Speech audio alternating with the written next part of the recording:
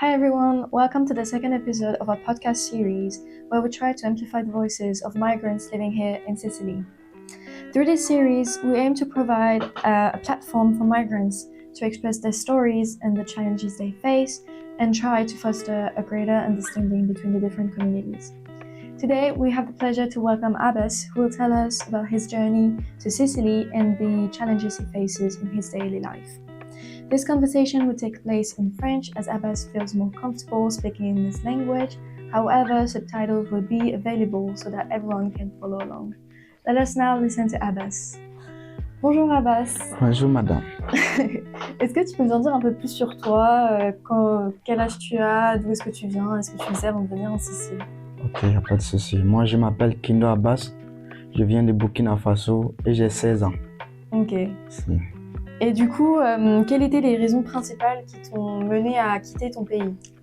Les raisons principales qui m'ont mené à quitter mon pays est que, de un, il y a la guerre chez nous au Burkina Faso. La terroriste nous banalise et attrape certaines personnes pour mettre dans les fosses pour qu'ils les soutiennent pour faire la terrorisme. Ok. Si. Et du coup, comment est-ce que tu es arrivé en Sicile? T'es parti quand de chez toi et quand est-ce que tu es arrivé ici? Bon, je suis quitté chez moi au Burkina Faso en 2022. Et puis je suis rentré en Sicile ici 2023, le 4 août 2023. Et du coup, comment ça s'est passé pour arriver jusqu'en Sicile? Comment tu t'es débrouillé? Bah, ça a été tellement difficile, mais quand même on s'adapte, hein. C'était tellement difficile, sincèrement. Surtout sur la route d'Algérie, sincèrement. Vu la manière que les Arabes nous maltraitent, ça n'a pas été facile. Parce que du coup, il y avait des obstacles pour pouvoir arriver jusqu'ici. Bien sûr, il y en a plein. Plein, effectivement. Puisque ils nous maltraitent, ils disent que de quitter chez nous, puisque quand nous les Noirs, quand on vient là-bas, on fait pas des choses pas bien. Et puis voilà quoi, plein de choses. Du coup, c'était du racisme. Si le racisme aussi, ça en fait partie. Ok. Et du coup, est-ce que tu as de la famille ici ou est-ce que tu es arrivé ici tout seul? Non, je suis arrivé ici tout seul, Ok. tout seul. Donc du coup, quand tu es parti, tu avais quel âge? Bon, quand je suis parti, j'avais 14 ans maximum. À peu près 15 ans, mais pas aussi. Et comment ça s'est passé d'être aussi jeune et devoir faire un tel voyage? Enfin, Bah, parce que chez nous, de un, il y a le terrorisme qui tue les gens. De deux, il y a la famine. La famine, la pauvreté aussi. Et du coup, tu as des frères et sœurs? Si. Et ils sont aussi arrivés en Sicile? Ils sont Non, restés là-bas? et ils sont restés là-bas. Et du coup, ils sont plus vieux ou plus jeunes que toi? Non, ils sont plus jeunes que moi. Ok. Et du coup, tu n'as aucun membre de ta famille qui est ici? Non, ok. Et du coup, ta famille, elle est restée dans ton pays d'origine? Si, effectivement. Et comment ça se passe pour eux là-bas? Tu as des nouvelles? Si parfois, bon, je peux les contacter une fois dans le mois, souvent, parce qu'il n'y a pas la connexion, puisque les terroristes ont tout gâté là-bas. Tu vois, souvent même là, par cause de la guerre, ils sont fuis pour aller s'installer dans un autre village. Sincèrement, ça a été tellement difficile de les contacter. Parce que du coup, vous habitiez dans un certain village et vous avez dû bouger à cause de la guerre dans un autre? Si, effectivement. Ça, c'était avant que tu partes en Sicile ou C'est c'était après? avant que je parte en Sicile. Ok. Et du coup, c'est tes parents qui t'ont poussé à partir ou c'est toi? Non, c'est moi seul. Voilà. Moi seul, j'ai pris le courage. Puisque c'est pas facile de voir tes parents pauvres et puis toi aussi tu vas dire tu vas t'asseoir. Ce n'est pas facile. Parce que tu dois travailler et prendre soin d'eux aussi. Tu vois. Et si tu n'as pas les moyens, sincèrement, c'est très difficile. C'est pour cela que j'ai décidé de sortir en aventure pour chercher à quoi subvenir à mes besoins et prendre ma famille. Comment tu as trouvé, comment tu as eu les moyens de pouvoir partir? Est-ce que tu étais tout seul quand tu es parti ou tu avais des amis? Bon, j'étais tout seul au début, mais en cours de route, au fur et à mesure, je rencontre des amis en cours de route. Puis ça passe. Du coup, le voyage, il a duré très très longtemps? Très longtemps.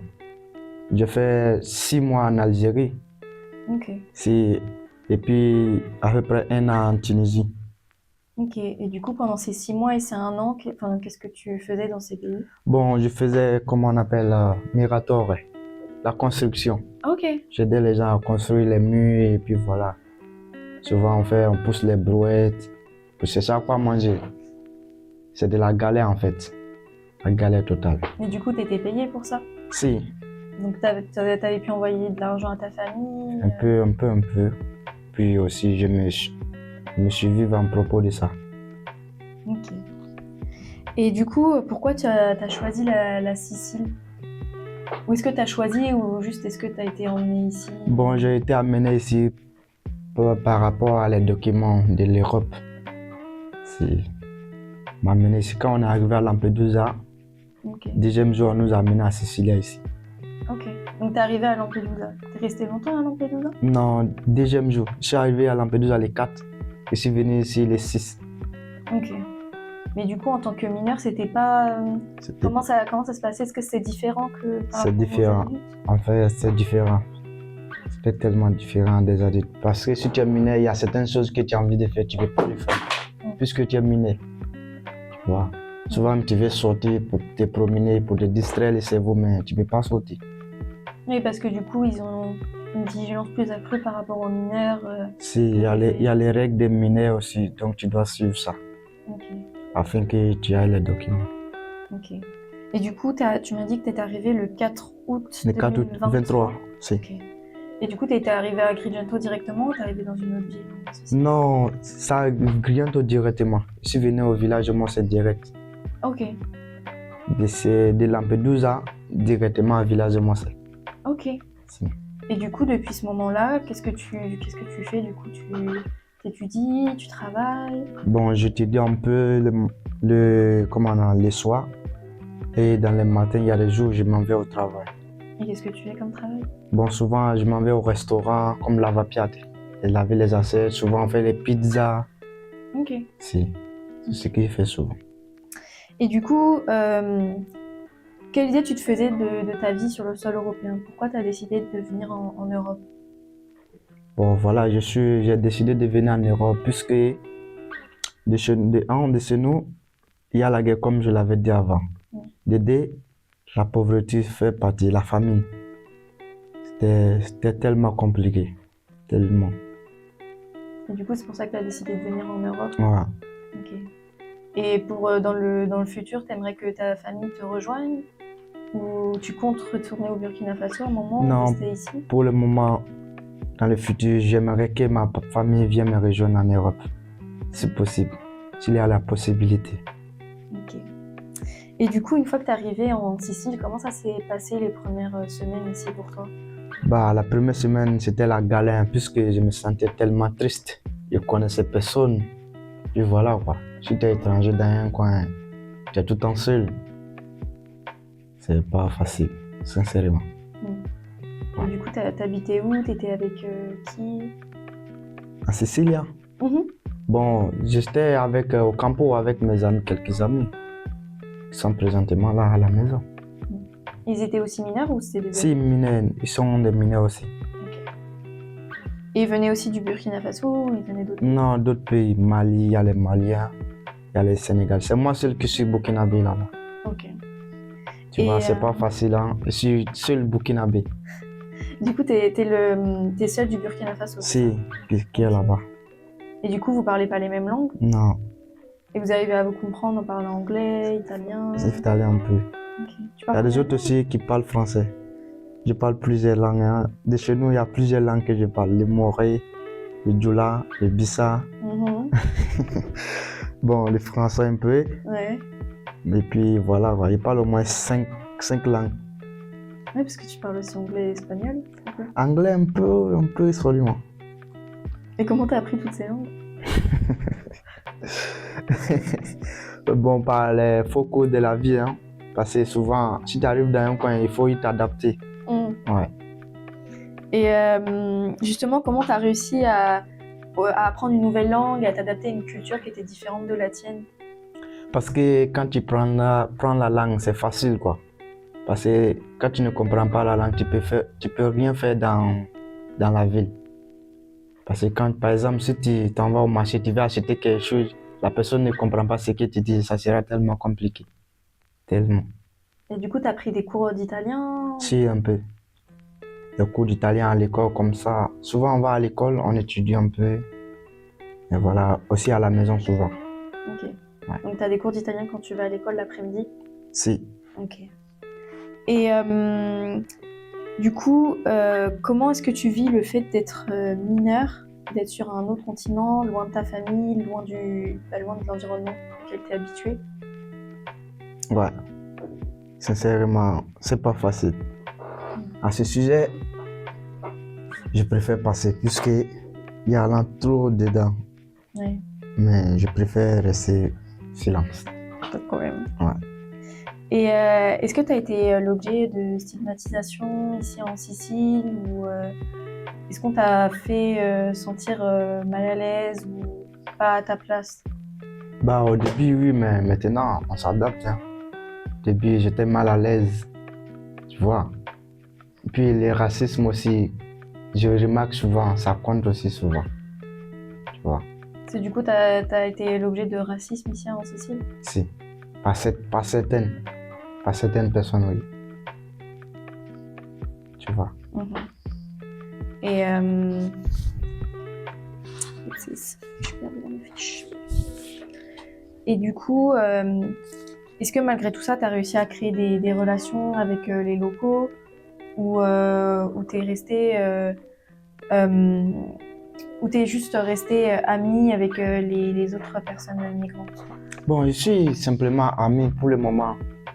Sinon, présentement, je suis pas moi-même, je suis pas encore indépendant de moi-même. Donc, je ne peux pas faire quoi que ce soit d'abord. Ok. D'important. Mais est-ce que tu t'es senti accueilli quand t'es arrivé ici ou du coup, par rapport à ce qu'on vient de dire, tu t'es senti mal à l'aise par rapport aux discriminations, etc. Si, mais dès l'arrivée, on nous a bien accueillis, mais au fur et à mesure des semaines passées, ça devenait catastrophe. Ouais. C'est-à-dire? C'est-à-dire, au début, quand on était arrivé, il nous a bien accueillis. Qui, le centre d'accueil? Si, les centres d'accueil, on nous a bien accueillis. Au fur et à mesure, le temps passait, les choses, ça commence à changer. Tu vois. Souvent, tu en as besoin de quelque chose, d'explication, mais de quoi que ce soit, par exemple, des vêtements, et ce n'est pas possible. Il te dit que ce n'est pas possible pour toi. Comment ça? Je ne sais pas si c'est le racisme ou quoi, je ne sais pas. Dans le centre d'accueil? Bah oui, je vois.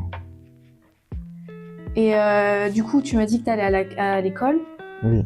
Et comment ça se passe là-bas du coup? T'as quoi comme cours?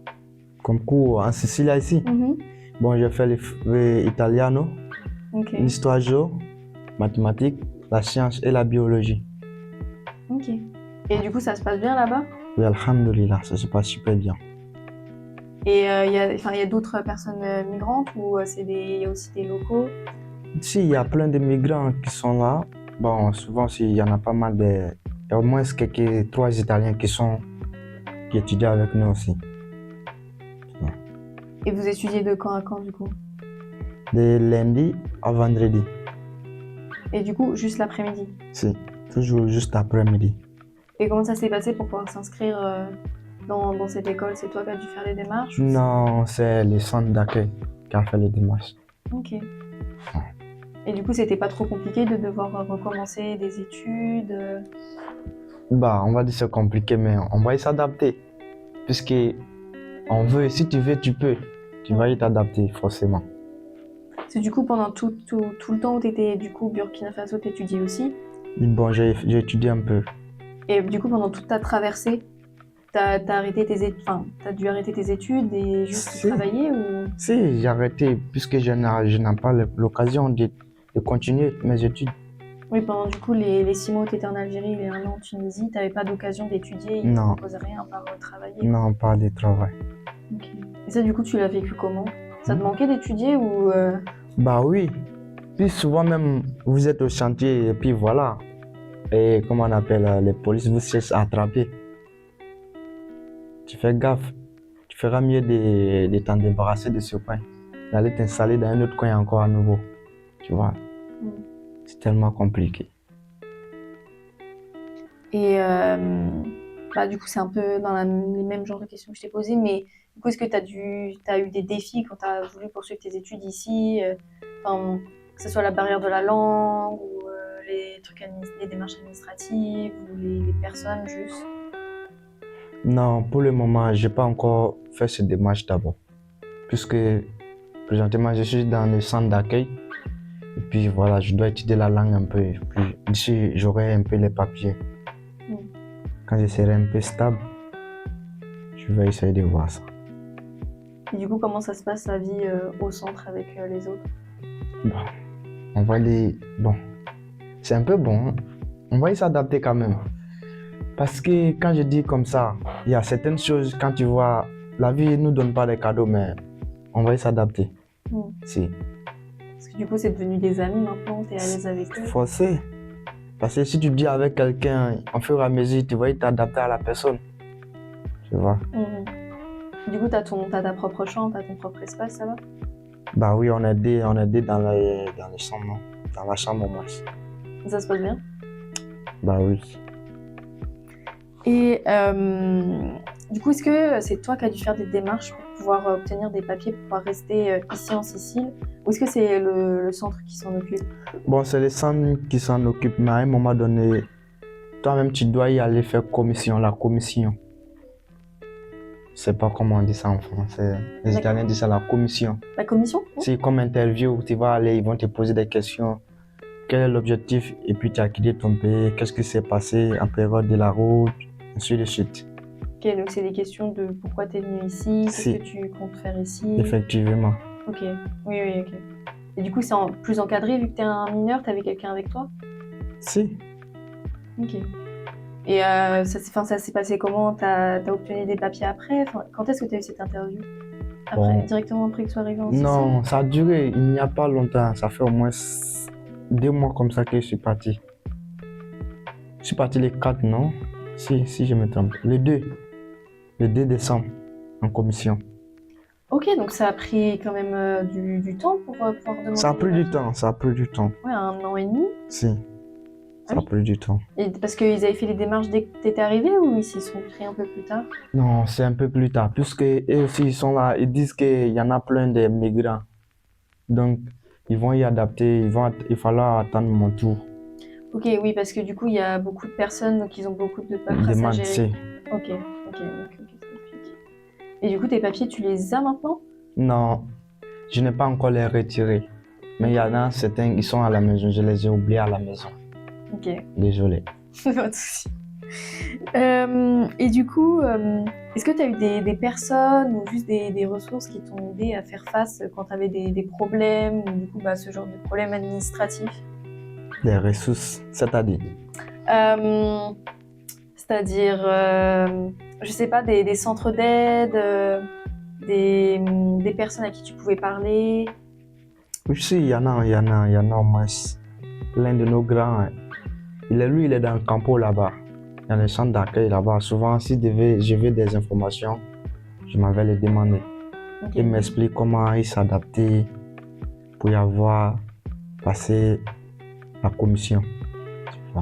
Donc, tu as demandé des conseils avant de passer la commission? Effectivement. Quelqu'un d'autre? Si. Ok. Et est-ce que tu arrives à rester optimiste malgré le fait que tu sois loin de chez toi, que tu es dans une situation un peu instable et que tu es encore mineur? Bah oui. Bientôt, je suis devenu majeur. Selon je suis devenu majeur, ils vont me transférer bientôt. Bon. Je serai optimiste en tout cas, avec le temps. Mais comment tu fais? C'est-à-dire? Comment tu fais pour rester optimiste? Le sens d'optimisme, j'ai pas bien capté. Comment tu fais pour rester optimiste? Enfin, garder la bonne humeur, etc. Bah oui, hein. C'est naturellement, hein. Il faut s'adapter. Parce que tu vois, souvent la vie nous enseigne des leçons. Chaque jour est une nouvelle leçon d'y apprendre. Tu vois. Donc tu vois tout ça comme une leçon de vie? Si. Chaque jour passé sur une terre est une leçon. Ça t'enseigne de nouvelles choses. Tu vois. Donc il faut sourire la vie, peu importe ce qu'il arrive. Ouais. Et est-ce que tu penses que tu as reçu assez d'aide quand tu es arrivé de la ville d'Agrigente et des locaux, etc. Bah, on peut dire un peu, hein. J'ai reçu un peu. Il y en a pas mal. Un peu. Sous quelle forme? Sous forme, par exemple, on nous a donné des habits, quelques habits, des vêtements, puis des soucis, bon. Puis c'est eux qui nous donnent la nourriture en fait. Donc on peut dire on a reçu d'aide un peu. Parce que du coup, comment ça se passe? C'est eux qui vous fournissent de la nourriture? Si, chaque semaine, chaque fin de semaine, ils apportent de la nourriture. Ok. Mhm.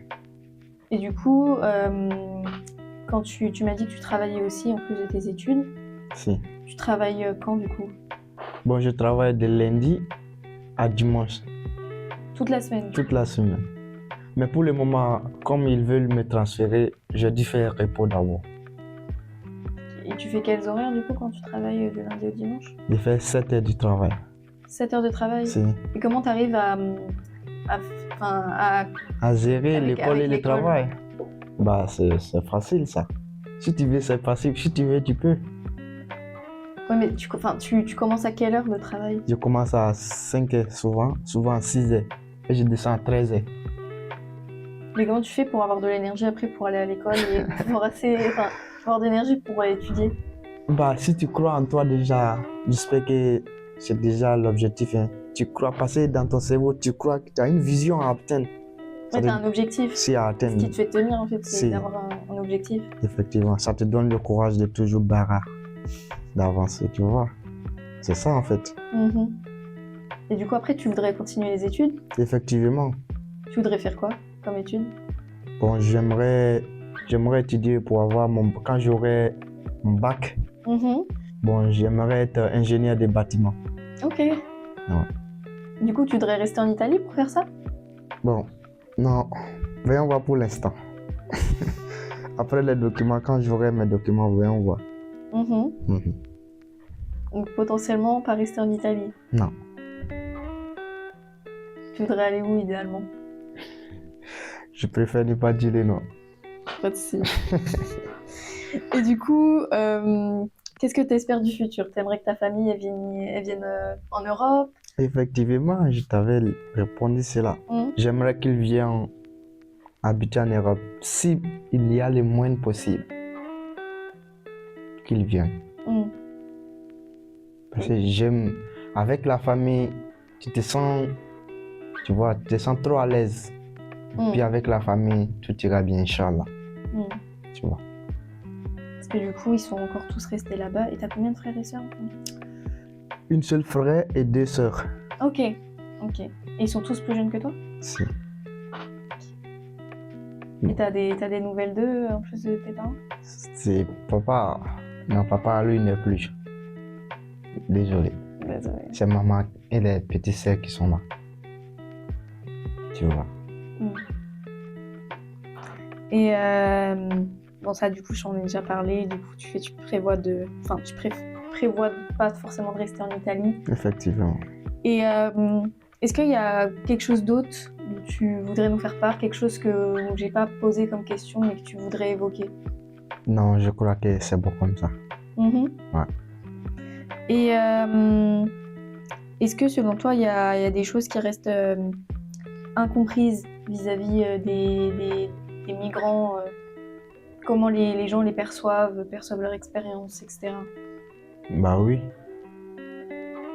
Il y a certaines, quand ils voient des nouveaux migrants, et par exemple en Italie, il y a certaines qui disent les gens de couleur, puisque nos peaux sont différents. C'est-à-dire des racismes déjà, c'est-à-dire des racismes faits par déjà, tu vois. Donc c'est tellement difficile. C'est qu'ils jugent par rapport à la couleur de peau. Par le vu. Oui, ils ne se posent pas plus de questions. Donc oui, c'est une mauvaise perception du pourquoi, du comment vous êtes arrivé. Effectivement. Ici. Et est-ce que tu voudrais dire un mot de fin, quelque chose que tu voudrais dire? Un mot de fin, non. Non, je crois que c'est bon comme ça. Puisque en voulant trop parler, On va optimiser les temps, tu vois. Donc, je préfère brèver ça comme cela. C'est bon pour toi? Si. Okay. So we hope this conversation has helped shed light on the realities that migrants face, reminding us that behind every statistic, there is a person with a name, a story, and a journey. Migration is often seen as something abstract, but it is a reality for a number of people. Therefore, as we continue this podcast series, we'll bring forward more voices and more stories. Thank you for listening, and let's keep working together to build a community based on understanding, support, and empathy, no matter where we come from. Until next time, take care and stay tuned for our next episode.